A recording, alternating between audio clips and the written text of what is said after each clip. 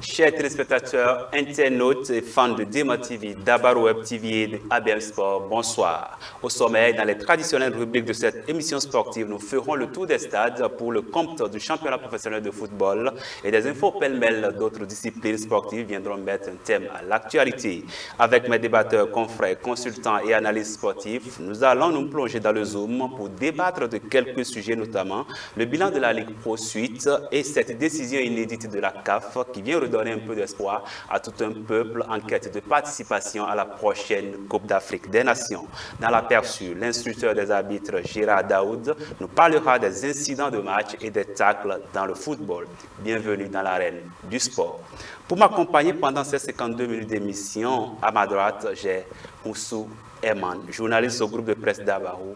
Bonsoir. Bonsoir Dieudonné, bonsoir chers confrères et bonsoir aux amis téléspectateurs de Dema TV, Dabarou TV et de ABM Sport. À côté de Eman Moussou, j'ai Aliou Toundé, journaliste reporter sportif à Dema TV. Bonsoir. Bonsoir Dieudonné, bonsoir à tous, très heureux d'être là. Du côté gauche, je reçois pour vous Aliou Abdul Baki Ali.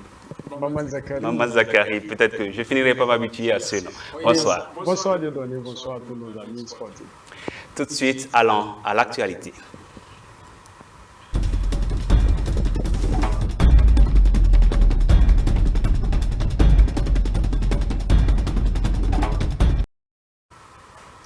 Je le disais en titre dans l'actualité, nous allons faire le tour des stades pour le compte du championnat professionnel de football. Et déjà, on va suivre le résumé du match de la 18e journée qui a opposé Damissa à Dynamo de Parakou. C'était de l'autre côté de Ndali.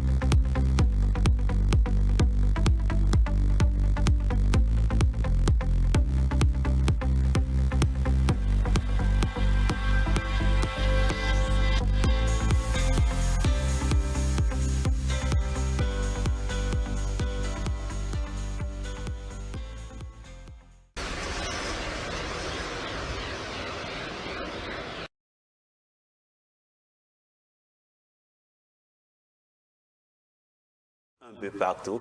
Il faut noter que c'était plutôt Dynamo d'Abomey, Dynamo de Parakou. Dynamo de Parakou étant un club qui a joué la deuxième partie du championnat. Pendant que Andali, ces deux formations se rencontraient de l'autre côté de Grand Popo. L'Auto Popo recevait l'Union sportive des Cavaliers de Niki qui ont réussi à ramener de Grand Popo le point du nul.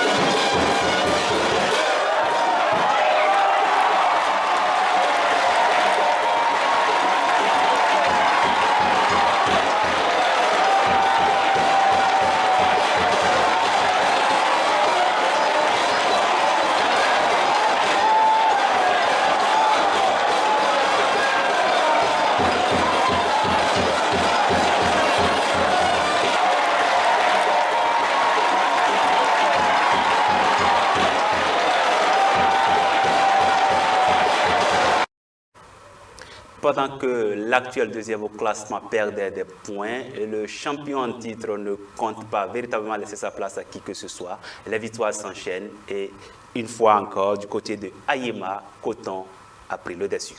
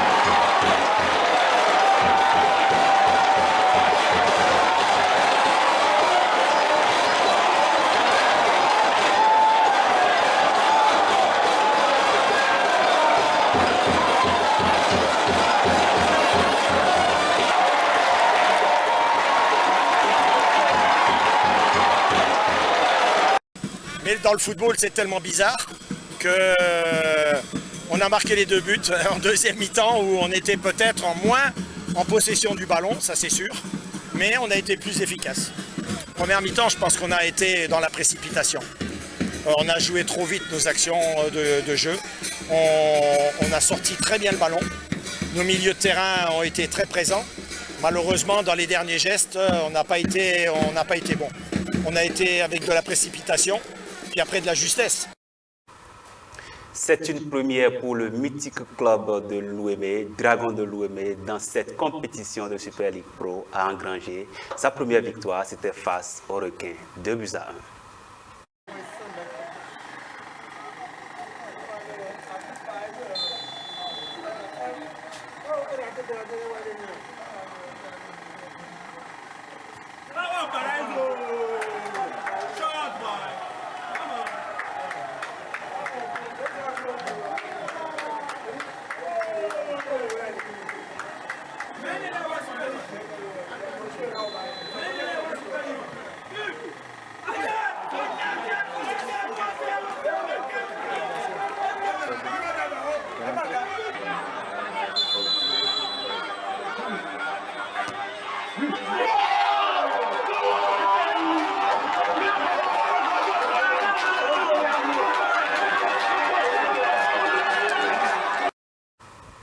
Pour faire un tour complet des résultats de cette 18e journée de la Super League Pro, on va dire que Dadje Football Club a battu Buffle sur le score de 2-1. L'AS Cotonou et l'Ajax se sont séparés avec un score de parité 0 but partout. L'AS Takounen a battu à domicile Banigansé par le score de 2-0 et la SPAC a encore eu une nouvelle victoire face à l'ASO, 2-1. Au classement, Coton reste leader, accompagné de Lotto Popo qui depuis peu a commencé par sombrer, a commencé par perdre des points et s'éloigne petit à petit de ce poste, de cette place de champion qu'il espère avoir. On va passer rapidement au niveau de la Ligue Pro Suite, cette seconde partie du championnat réservée à ceux qui n'ont pas pu se qualifier pour la Super League, et dit simplement que Dynamo de Parakou a fait un nul de 1 but partout avec Soleil. Avranco Omnisport a fait 3-1 face à Sitatunga. Un résultat qui véritablement a été pour beaucoup de préjudice dans cette situation actuelle de Sitatunga. Énergie Football Club a fait match nul avec Dynamique Football Club de Djougou et Panther a perdu 1 but contre 2 face à Tonnerre. Passons ensuite au play-off du championnat féminin. Il faut dire que pendant que les hommes jouaient le championnat, les dames aussi ont fini cette première partie du championnat et sont actuellement dans la phase des play-offs. Et pour ces play-offs, notamment la 5e journée, Elita C de Parakou a fait match nul avec Espoir de Cotonou. Samneli a fait la victoire, 2-1 face à Dynamique, et Nadia Football Club a remporté 1-0 face à Léopard. On retient que à cette 5e étape, c'est forcément Dynamique de Cotonou qui est en tête et qui poursuit sa remontée. Passons ensuite sur cette information qui concerne le championnat de basketball, la Yuzu League Pro, comme on aime bien l'appeler, où Asso Model a perdu face au Real Sport Basketball Club, évidemment, par le score de 58-66. Aspac Basketball Club a battu Éternel 69-36. AOL Basketball a battu Élan par le score de 37. A perdu plutôt, Élan Coton a battu AOL par le score de 58-37.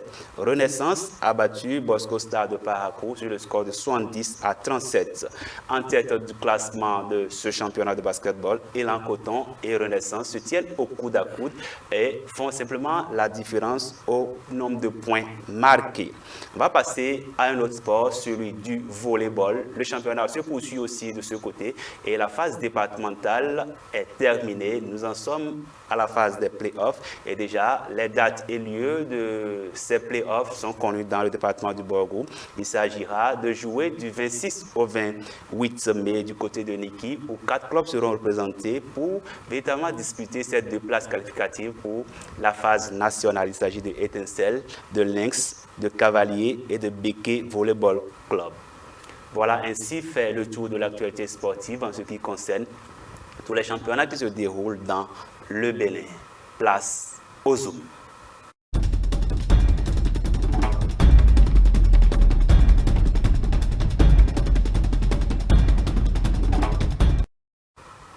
Je reviens sur ce plateau avec mes débatteurs, histoire de discuter sur les sujets chauds de l'actualité sportive, notamment la Ligue Pro Suite qui a connu son épilogue par cette 10e journée où nous avions déjà présenté les différents résultats. Je m'adresse directement à Abdul Baki pour voir la Ligue Pro Suite a connu son épilogue.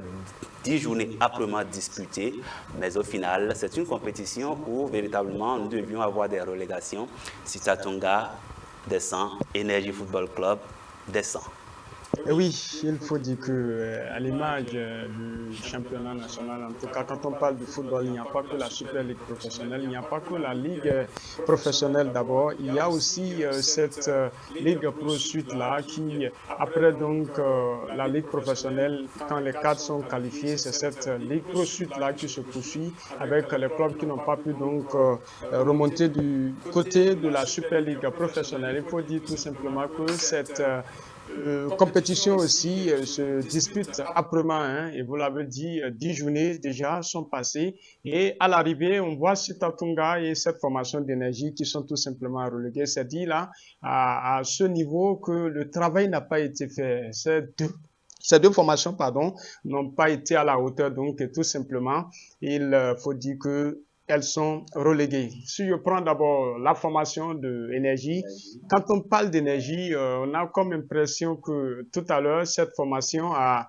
les moyens qu'il faut, mais ne fait pas le travail comme ça se doit. Parce que quand on parle d'énergie, tout à l'heure, on pense à la SB2E, la Société béninoise d'énergie électrique, qui apporte en tout cas son soutien, qui met de l'argent, qui investit sur ce club-là pour qu'il puisse atteindre les résultats, mais à l'arrivée, on voit que là, ce n'est pas le cas. Mais de l'autre côté, on se demande est-ce que véritablement, quand on parle d'énergie, c'est vraiment la SB2E. Parce que quand il y a les moyens et qu'on a tout ce dont on a besoin, je crois qu'on doit pouvoir... Est-ce que Énergie a véritablement les moyens quand on se réfère un peu à la société et qui parraine ce club, la SB2E, quand on connaît les difficultés que cette société a pour véritablement subvenir aux besoins en énergie au niveau du Bénin? Oui, il y a des difficultés quand on parle de l'énergie au niveau du Bénin, mais quand il s'agit du football, je crois que ça ne peut pas être la même chose. Parce que quand on parle de football là, les moyens ne manquent pas. Les moyens sont là en tout cas pour accompagner ce club-là, pour faire le résultat. Mais est-ce que le travail se fait? C'est ça que je disais il y a un instant. Est-ce qu'on dispose véritablement d'un directeur sportif qui prend son temps de passer au bon recrutement, une très bonne sélection pour pouvoir avoir des joueurs qu'il faut et faire le résultat? C'est la question qu'on se pose. Et là, c'est dit tout simplement que ce club est relégué et va devoir travailler. Mais quand on se fait reléguer, c'est très facile, mais remonter, c'est souvent difficile. Et de l'autre côté de Sita Tonga aussi, le travail n'a pas été fait tout simplement. C'est dit là qu'il faut revoir le travail et voir dans quelle mesure alors essayer de remonter. Eman, Sita Tonga relégué, c'est une équipe qui est venue en Ligue Pro Suite il y a juste 2 saisons. Un coup séjour en Ligue Pro et retour à la case départ. C'est dire que tout n'a pas été préparé d'avance et la Super Ligue Pro, c'est une compétition de grands clubs, c'est pas une compétition où il faut venir, puis bon, avec les moyens de bord, non. Il faut travailler, parce qu'on a quand même des clubs qui n'ont pas de directeur sportif, mais qui travaillent. Cavalier est venu il n'y a pas longtemps, mais aujourd'hui Cavalier à la 8e place, donc il faut dire tout simplement que le travail n'a pas été à la hauteur. Également Énergie, ils ont un directeur sportif, ils ont une société sportive qui les accompagne, mais il faut dire tout simplement que le travail n'a pas été à la hauteur et ils sont relégués. Et comme l'a dit Abdul Baki, il faut être relégué, c'est facile, mais pour remonter, c'est difficile parce qu'il y a plusieurs clubs qui veulent remonter et en bas, c'est un grand choc qui se joue en bas. Allez, j'ai bien envie de faire le même exercice avec vous sur cette question de ces 2 clubs relégués, mais je m'appesantis un peu sur le cas Sita Tonga. Sita Tonga qui est montée ensemble avec l'Union Sportive Barboni, qui, elle, n'a pas résisté la première saison, est retournée en Ligue 3. Cette saison, son compère le rejoint en Ligue 3. Est-ce à dire que ces deux clubs n'ont véritablement pas le niveau de jouer la compétition ou elles ont accédé? Non, parlant de niveau, peut-être voilà, que le niveau est un peu plus élevé par rapport à ce à quoi on pouvait s'attendre. Parce que dans un premier temps, voilà, une équipe comme Sita Tunga, on sait qu'il y a, voilà, normalement, les ambitions devraient quand même être assez grandes. C'est une équipe, normalement, l'équipe phare d'une commune comme Calavi. C'est la première d'ailleurs équipe à s'inviter dans l'élite. La première et la seule d'ailleurs. C'est la seule, à part peut-être Étoile Filante qui s'invite à l'issue de la... On va dire simplement qu'il y a une permutation. Peut-être un passage de chaise, un changement de chaise au niveau du championnat d'élite, au niveau donc de cette commune de Calavi. Mais on sait que du côté de Statunga, au départ, c'était vraiment un peu comme former, donner la chance, révéler surtout des jeunes joueurs. Je pense que l'objectif du côté de Statunga, c'était d'abord ça. Mais au fil peut-être des saisons, ils se sont dit, bon, puisqu'on est désormais dans la cour des grands, il ne faut pas seulement se limiter à la formation des jeunes talents, il faut aussi peut-être tenter tout simplement de s'imposer et de se maintenir dans cette partie du championnat parce que, voilà, si vous voulez plus de lumière, si vous voulez plus de visibilité, il faut être dans la cour des grands. Malheureusement, ils n'ont pas pu, en tout cas, voilà, atteindre cet objectif-là. Pourtant, ils ont quand même réussi à faire quelques recrutements assez intéressants. Quand je prends Batouri Douyamé, c'est quand même un monsieur que tout le monde connaît. Un très bon recrutement en son temps. En son temps, malheureusement, ça n'a pas suffi. Donc, ils ont perdu à la dernière journée face à Avrancom Omnisport.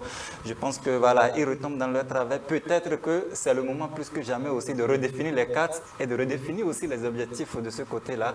Plus, voilà, on se dit, bon, est-ce qu'on va désormais travailler à former, à révéler de jeunes talents ou travailler rapidement et revenir encore dans l'élite pour voilà, tenter de voir ce qu'on peut faire. Parce que la première place du championnat n'est pas jouable, la deuxième non plus. Donc, à partir de ce moment-là, qu'est-ce qu'il faut faire? Ça veut dire que c'est parfois aussi ce qui manque à nos clubs en termes d'ambition. Il faut que chacun puisse quand même s'identifier à un objectif. Malheureusement, c'est un peu difficile. Pour un club comme Statunga, j'espère véritablement que cette relégation-là ne va pas plomber tous les efforts quand même qui étaient en train d'être faits de ce côté-là.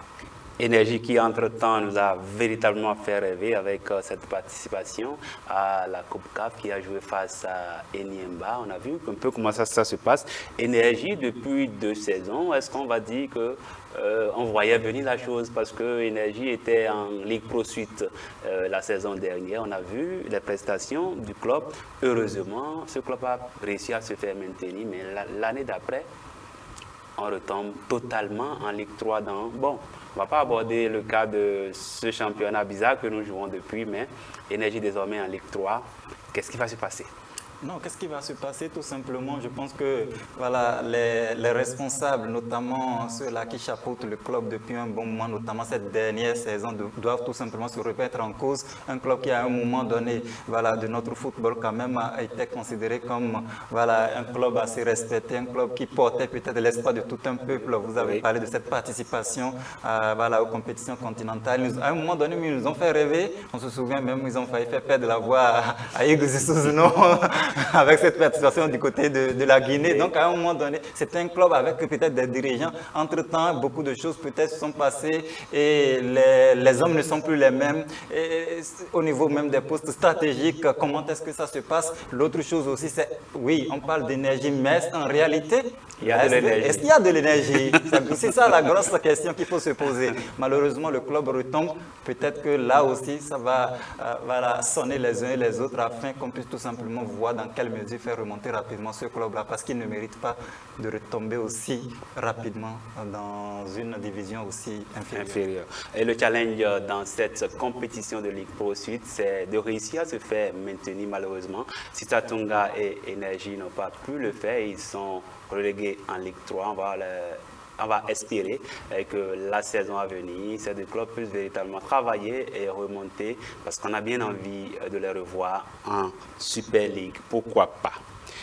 Un deuxième sujet, toujours dans ce cadre, on va regarder, voir un peu le classement au niveau de la Super League actuellement. Quand on regarde le classement, on voit simplement que nous avons 3 clubs mythiques qui sont derniers. On a Requin, on a Dragon, on a Buff.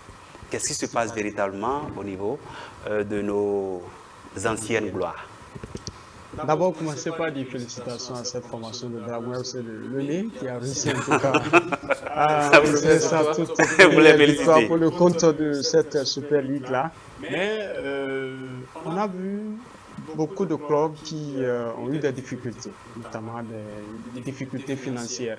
Je vais commencer par les Buffles du Borgo. On a vu pendant longtemps ce problème de moyens, il n'y a pas l'argent, les joueurs qui sont sans salaire, tout et tout, ça ne motive pas, on a des difficultés. Tu ne peux pas être à l'aise de donner sur le terrain de football alors que tu es en train de mouiller le maillot et de l'autre côté, tu vas voir peut-être que tes habits, tes bagages, tes affaires sont dehors et même le propriétaire, lui, vide tout.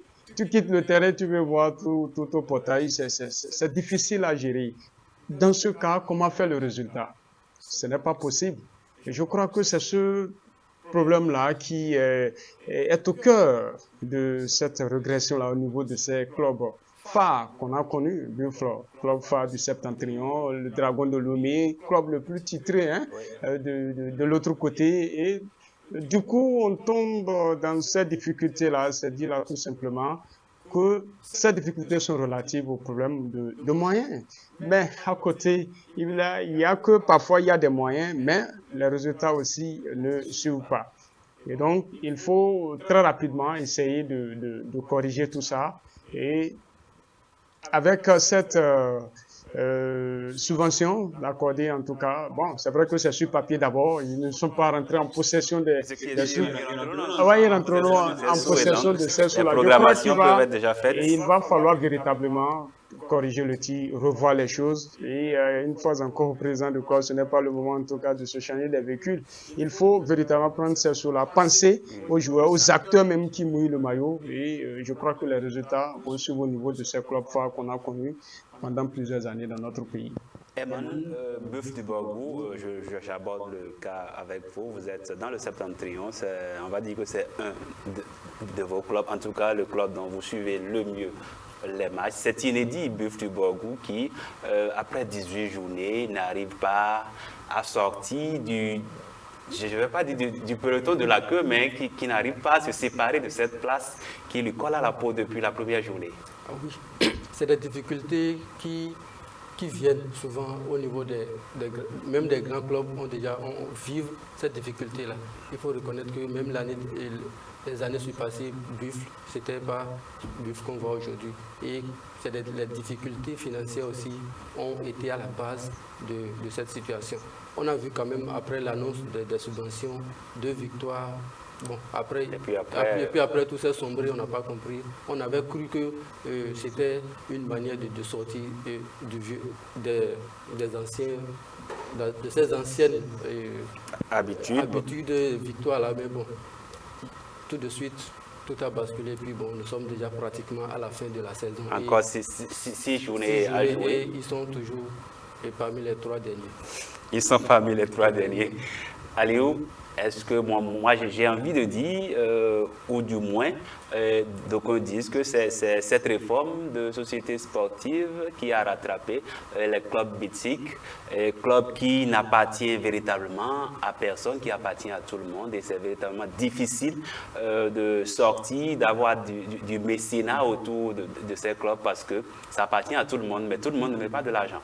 Oui, malheureusement, c'est la triste réalité. Oui, les buffles, les dragons de Lomé, les requins de l'Atlantique, oui, on peut le dire, n'ont pas été vernis par cette réforme de société. Aux premières heures donc, de cette réforme, on a vu dans l'attribution notamment de certaines sociétés, on n'a pas pensé tout de suite à ces clubs mythiques, à ces clubs phares.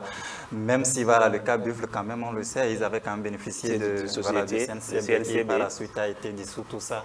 Mais je pense que le problème, il est peut-être plus profond si aujourd'hui on constate que requins, dragons, buffles se retrouvent pratiquement à vivre la même situation. Ça veut dire que le problème il est assez profond. Vous étiez en train de le dire, c'est des clubs qui appartiennent malheureusement à tout le monde.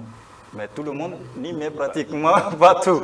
Et c'est triste. C'est triste parce qu'à un moment donné, vous vous rendez compte que quand une société va peut-être se manifester, il y aura peut-être des exigences auxquels ces clubs ne pourront peut-être pas céder parce que derrière il y a un monde, derrière il y a une communauté, derrière il y a une identité. Encore que maintenant avec la réforme au niveau de la loi des finances, désormais la société ne devient plus simplement un partenaire mais plutôt un actionnaire, un associé. Donc il faut que ces clubs puissent véritablement se constituer en vraie société, céder des parts à des partenaires. Donc c'est clair, à partir de ce moment-là, vous vous posez par exemple des questions de savoir, est-ce que, voilà, si une société se lève aujourd'hui, va voir les Dragons de l'Olympique, désormais je suis avec vous, est-ce que les Dragons sont prêts, par exemple, à changer les couleurs orange et noir, par exemple? Est-ce qu'ils sont prêts peut-être à céder, voilà, les identités peut-être les plus chères à ces clubs-là? Est-ce qu'ils sont prêts peut-être à changer ça? Du côté des Buffles du Borgou, pareil,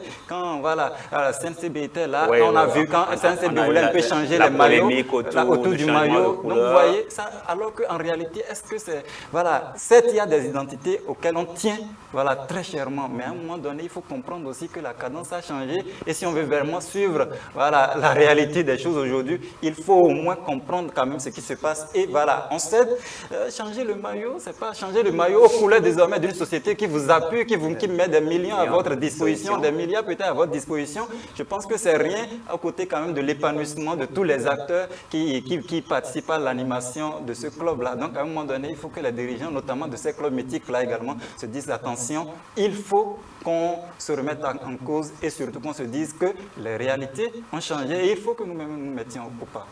Le professionnalisme a des exigences. Désormais, les clubs de football doivent être des entreprises rentables, comme on en voit de par le monde. Il va falloir donc que ces clubs aujourd'hui en difficulté, notamment nos mythiques clubs, les Requins, les Dragons, les Buffles, peuvent véritablement s'accommoder à cette nouvelle donne, histoire de pouvoir sortir des sentiers battus, parce que sans ça, le réveil n'est pas pour demain. On passe à cette décision de la CAF qui est intervenue en cours de semaine et qui vient redonner un peu d'espoir à nous qui voulions bien faire le déplacement de la prochaine CAN. C'est vrai que nous étions à un point désormais, c'est 4, mais pensez-vous véritablement que ces 3 points de bonus pourront nous bonifier? Oui, je dirais oui, parce que d'abord c'est une offre de soulagement pour tout le peuple béninois, parce que moi particulièrement, avec cette décision de la CAF là, je suis en train de voir mon pays se qualifier pour la prochaine CAN. Parce que là, ça nous donne un peu une lueur d'espoir. Désormais, le nombre de points qu'on a, il est différent du point qu'on avait avant cette décision de la CAF là. Et je crois que maintenant, il reste à cette formation, les Guépards du Bénin, donc de travailler sur cette double confrontation face au Sénégal et donc ce déplacement sur le Mozambique. Il faut faire tout possible. Pourquoi pas ramener la victoire au niveau de ces 3 confrontations et je crois que ça pourra faire mousse, ça pourra nous permettre de se qualifier pour la prochaine CAN. Tout simplement, moi, je dirais que c'est une lueur d'espoir pour le Bénin.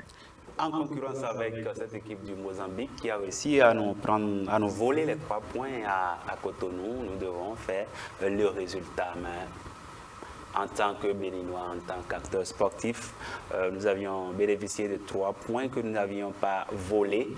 Ce sont les règlements de la FIFA, de la CAF qui nous ont permis d'obtenir cela. On peut gagner un match de plusieurs manières. Nous en avons gagné sur tapis vert. Aujourd'hui, Bénin 4, Mozambique 4. Il faut batailler pour la 2e place. Oui, il faut batailler et il faut d'abord dire que c'est un espoir, comme l'a dit Abdoubaki. C'est un espoir qu'on vient de décrocher et il faut donner le meilleur d'eux-mêmes lors de la double confrontation face au Sénégal et même aller au Mozambique et ramener la victoire afin qu'on puisse, notre rêve de se qualifier à la Coupe d'Afrique des Nations CAN et Côte d'Ivoire 2023 pour qu'on puisse se qualifier. Et là aussi, c'est le rêve le plus cher du sélectionneur qui a d'ailleurs promis nous qualifier à la Coupe du Monde prochaine. Il a fait cette promesse, nous attendons de voir s'il pourra la tenir dans le contexte actuel où nous sommes. Allez, retourner, la CAF, avant cette décision, avait une couleur pâle. Aujourd'hui, d'aucuns disent qu'elle s'est blanchie avec cette décision, aussi ferme soit-elle qu'elle a prise de pouvoir donner 3 points sur tapis vert aux Béninois qui avaient porté réserve. Dans l'ensemble, personne n'y croyait.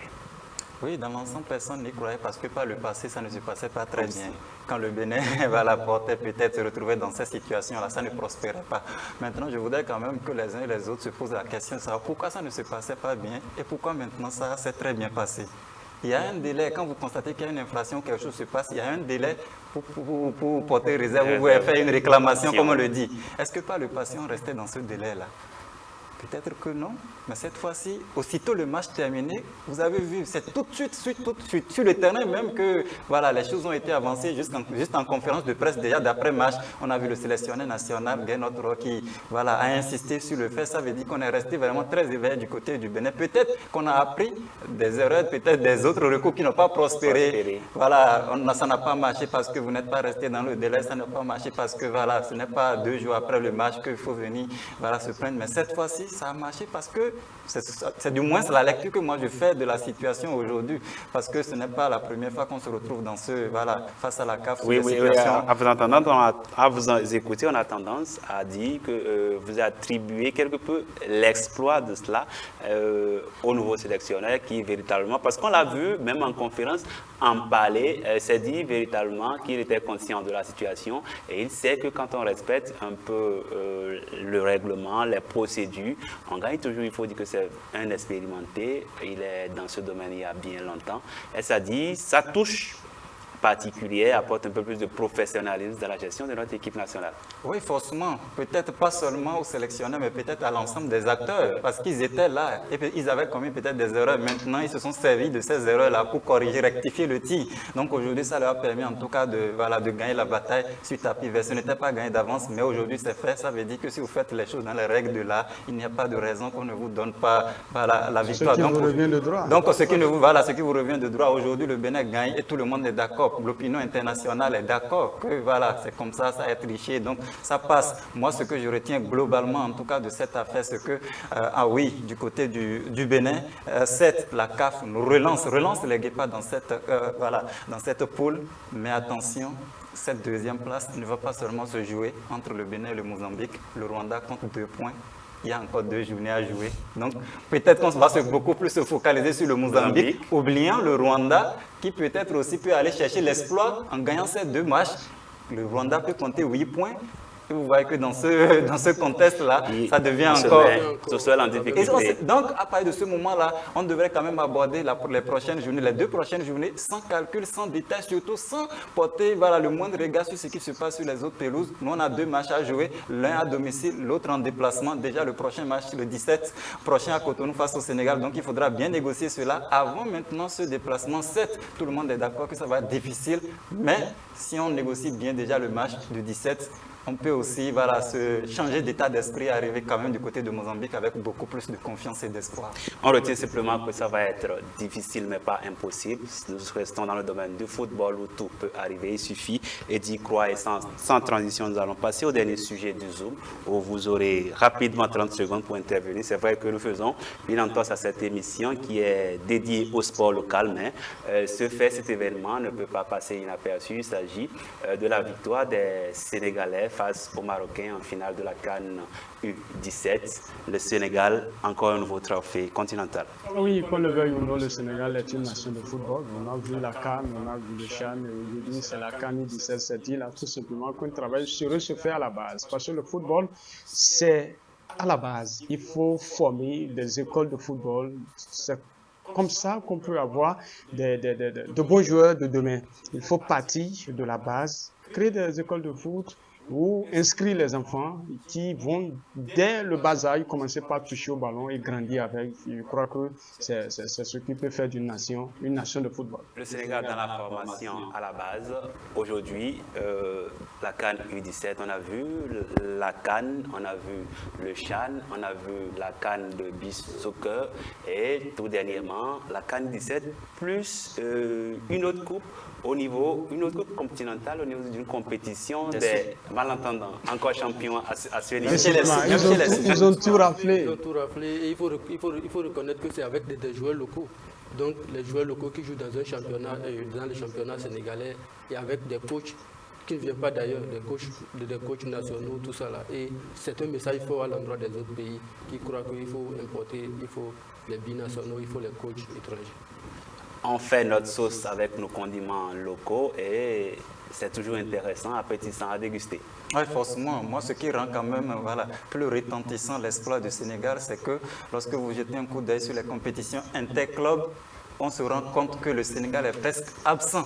Il n'y a pas de club sénégalais aujourd'hui sur dans les compétitions interclubs aujourd'hui qui domine tout le monde, qui est pratiquement sur, affiche de très belles choses. Mais au niveau des compétitions, quand même, entre nations, il n'y a personne pour défier le Sénégal. Donc on se rend compte que effectivement la formation à la base, les centres de formation, le travail qui a été fait peut-être depuis 2010, aujourd'hui en train de porter ses fruits, ils ont travaillé sur la durée, ils ont mis en tout cas les moyens à la disposition de pratiquement tout le monde. Aujourd'hui ils travaillent avec leurs forces, avec leurs réalités, avec leurs hommes et ils sont pratiquement sur le toit du continent. Je pense que oui, ils peuvent servir de modèle pour toutes les autres nations du continent africain. Le Sénégal va servir de modèle à toutes les autres nations du continent africain. Nous l'espérons que tout le monde va copier ce modèle, tout le monde va essayer d'aller à l'école.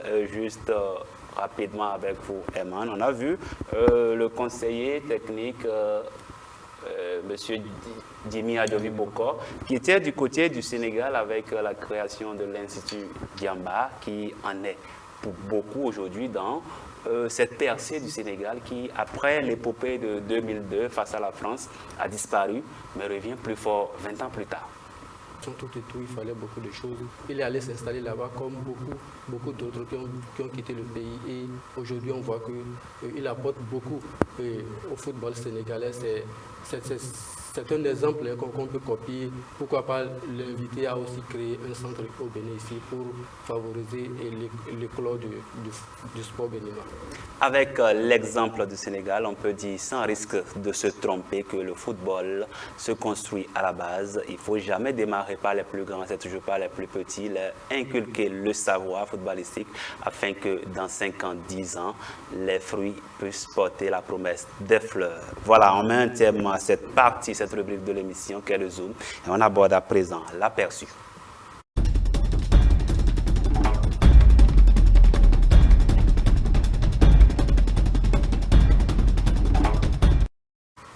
Il est déjà sur le plateau avec nous pour échanger sur ces incidents au football et l'état. Il s'agit bien de l'instructeur des arbitres du Borgou Alibori, M. Chira Daoud. Bonsoir. Bonsoir, je suis le journaliste. Merci d'avoir accepté notre invitation. Ce n'est pas facile de déplacer un instructeur pour venir éclairer la lanterne des amoureux du sport que nous sommes, mais aussi des téléspectateurs. Tout à fait. Merci de votre invitation sur l'émission La Reine du football. Et juste avant d'aborder le sujet qui vous amène ce soir, déjà, j'ai envie de vous demander de devenir instructeur des arbitres. Est-ce qu'il faut déjà être arbitre à la retraite ou on va directement à la formation d'instruction? Tout à fait, c'est une très belle question. Il faut d'abord être arbitre depuis le bas âge, évoluer, gravir les échelons avant d'être instructeur. Aujourd'hui, vous êtes déjà à ce niveau, c'est dit que on ne va pas dire que vous connaissez tout dans le domaine de l'arbitrage parce qu'on finit jamais d'apprendre, mais vous en savez et beaucoup. Et on va aborder avec vous les incidents de match, notamment ces décisions sur lesquelles nous discutons souvent quand nous sommes au terrain, les fautes dans la surface de réparation. Qu'en est-il? Tout à fait, c'est la partie primordiale dans le football, où une décision ratée dans la surface de réparation, on peut rater n'importe quelle décision sur l'aide de jeu, mais si c'est dans la surface de réparation, tout le public crie. C'est pourquoi on a titré le terme incident dans la surface de réparation. Et comment ça se passe? C'est souvent sur les phases de jeu. Vous voyez, d'abord il faut expliquer aux téléspectateurs que nous avons 3 catégories de fautes. 3 catégories de fautes. Oui. Faute commise par imprudence. Ça veut dire quoi? Ça veut dire que le joueur ni égard touche l'adversaire. L'objectif du joueur n'est pas de commettre la faute, mais dans son débordement d'énergie, il commet. La loi dit pas de cadre. La faute par attitude inconsidérée. Ça veut dire quoi? Le joueur qui commet la faute n'a pas prévu que cette faute-là peut entraîner des conséquences à l'adversaire. Vous voyez? sanctionné Ça, c'est la faute commise par par attitude attitude inconsidérée. inconsidérée. Vous voyez, c'est sanctionné par un carton jaune. Maintenant, troisième faute, c'est la faute commise par excès d'engagement. Là, c'est que le joueur atteint l'intégrité physique de son adversaire. Et là, c'est le carton rouge qui apparaît. Oui, Parce que le public ne comprend pas pourquoi ici on sort le carton rouge et là-bas on n'a pas fait sortir le carton. Voilà comment c'est clair maintenant. Toute faute de la surface de réparation, vous allez voir, l'arbitre va siffler le penalty, donner le carton rouge, il va siffler le penalty, donner le carton jaune, il va siffler le penalty sans rien donner. Et le public commence encore par dire pourquoi ici le carton n'a pas suivi. C'est pourquoi j'ai d'abord expliqué les trois types de fautes qui est. Donc le penalty peut être sifflé sans carton parce que le joueur qui est allé tenter de jouer, chercher le ballon chez l'adversaire n'a pas fait ça exprès. En tout cas, c'est une faute commise ni gars, il n'a pas voulu faire ça. Ouais. Par contre, si c'est une faute par attitude inconsidérée, ça veut dire quoi? Dans son intention au départ, c'est pouvoir dévier le ballon, mais en réalité, il est allé toucher les pieds de son adversaire. Vous voyez maintenant? Donc, il y aura penalty, plus un avertissement. Il y aura maintenant penalty si il y a occasion nette de but. Penalty plus carton rouge. Une double sanction. Une double sanction. Occasion nette de but. Ça vous dit quoi? Soit le joueur qui commet la faute dans sa poste de réparation commet la faute avec la main. Le ballon allait mourir dans le public. Délibérément, il stoppe le but. Le ballon qui allait mourir il fait échec avec sa main. Là, il prendra simplement il y aura penalty plus le carton rouge. Ou bien, le joueur débordait son défenseur qui le retient, le tire de la main. Donc, lorsqu'il commet la faute avec la main, vous voyez, il va toujours penalty. Maintenant, il faut aussi noter que nous avons le doxo comme nous aussi en pratique, qui peut expliquer encore Le doxo. le doxo. C'est quoi le doxo? C'est annihiler une occasion nette de but.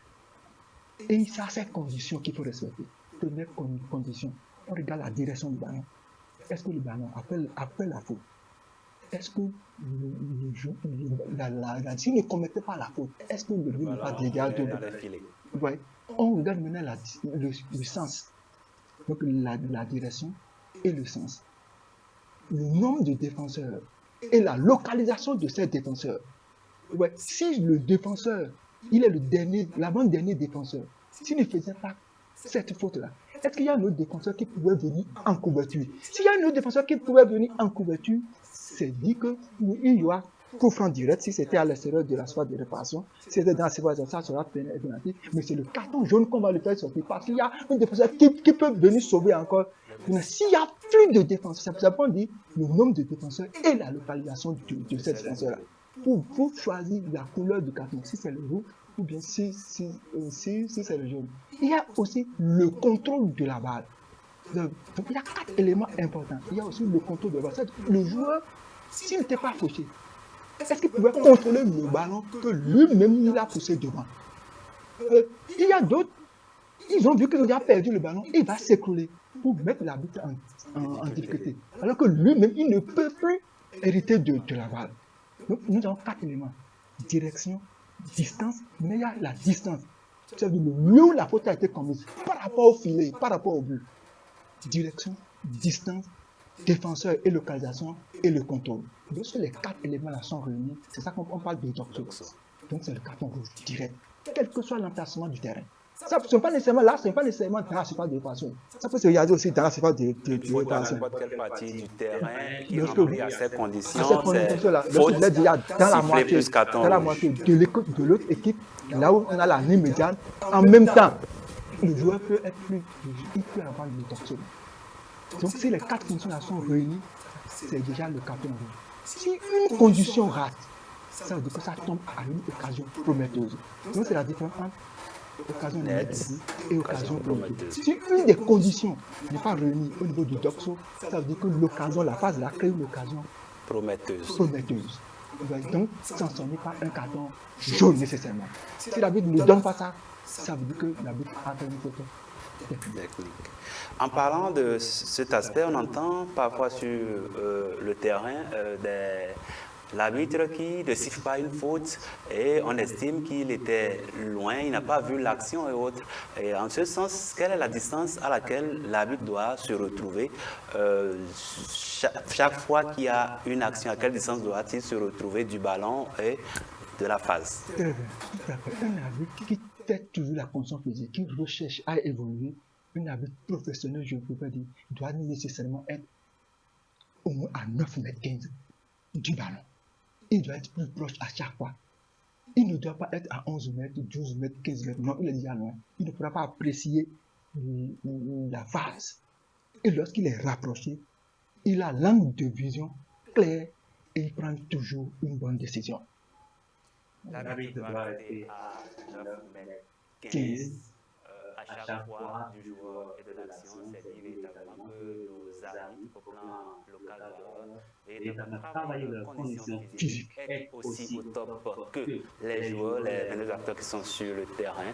Et donc, ceci va mettre un thème à cette émission. Merci à vous, Girard Daoud, pour cet exposé, pour ces explications qui nous permettent désormais de tenir notre bouche quand nous sommes au terrain. Désormais, nous en connaissons, nous en avons appris beaucoup et il en sera comme ça à chaque fois que nous aurons l'occasion de votre disponibilité, de vous avoir sur le plateau, histoire de pouvoir étayer un peu la lanterne de ces téléspectateurs, de nos téléspectateurs, et pour que les matchs puissent être joués dans des situations de fair play. Amis téléspectateurs, merci de nous avoir suivis et prenez le prochain rendez-vous